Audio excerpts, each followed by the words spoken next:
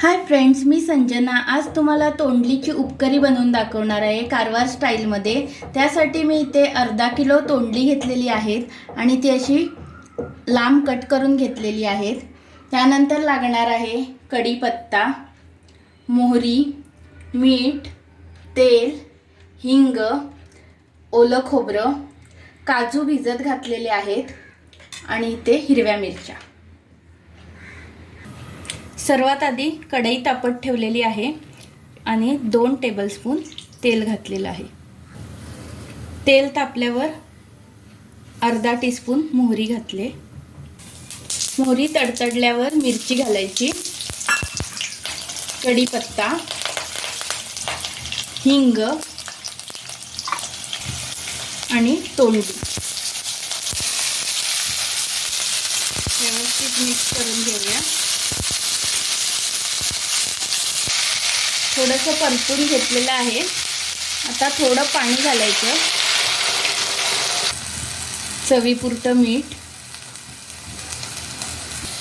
Mix करून घेऊया।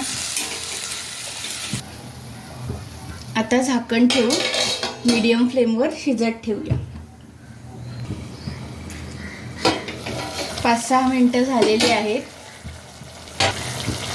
तोंडली अर्धवट शिजलेली आहेत। आता याच वेळी आपण यामध्ये हे भिजवलेले काजू घालायचे आहेत, ओलं खोबरं आवडीप्रमाणे व्यवस्थित मिक्स करूया।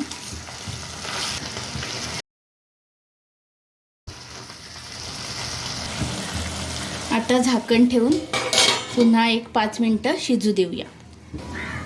आता ओपन करून बघूया। तोंडली व्यवस्थित शिजलेली आहे आणि काजू पण शिजलेत। आता फ्लेम ऑफ करते आणि सर्व करून दाखवते। कोणत्याही फंक्शनमध्ये किंवा पूजेला केली जाणारी तेंडली काजूची उपकरी कारवारी स्टाईलमध्ये रेडी आहे। ह्यामध्ये कांद्याचा वापर वगैरे केलेला नाही आहे। अगदी सिंपल सोपी आहे रेसिपी।